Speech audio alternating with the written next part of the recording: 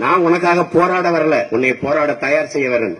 மக்களுக்காக போராடுகிறவன் தலைவன், மக்களை போராட தயார் செய்கிறவன் புரட்சியாளன். அதை புரிஞ்சுக்கணும். இன்னைக்கு நான் இருப்பேன், கேட்பேன். நாளைக்கு நான் செத்து போயிட்டா யாரு வந்து பாப்பா? நீ தயாராயிருக்கணும். தன்னை தற்காத்துக் கொள்ள முடியாதவன் வாழ்வதில் அர்த்தம் இல்லை. தகுதி உள்ளவன் தகுதி உள்ளவை தப்பி பிழைக்கணும். டார்வின்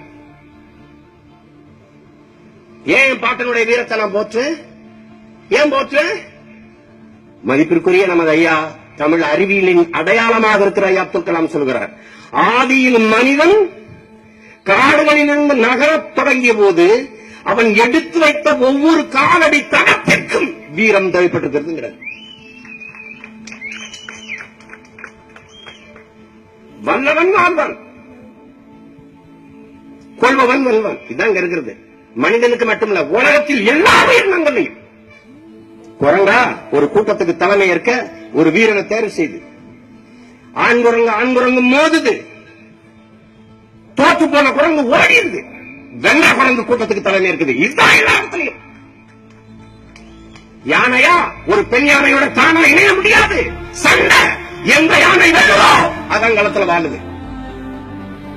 அந்த மரண வந்த இனக்கூட்டம் தமிழன். இந்த கிடா சண்டை விட்டான், கிடாயை விட்டான், என்ன பொழுதுபோக்கா? கிடாயும் மோத விட்டான். தோற்ற கிடாயை கரியாக்குனா, வென்ற கிடாயை வச்சிருந்தா இனப்பெருக்கத்துக்கு.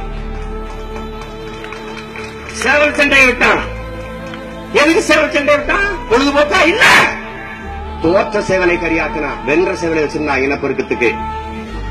ஆட்டிலையும் மாட்டிலையும் போலியில அடுத்த தலைமுறைக்கு வீரத்தை கடத்திய பரம்பரை தமிழன் பரம்பரை.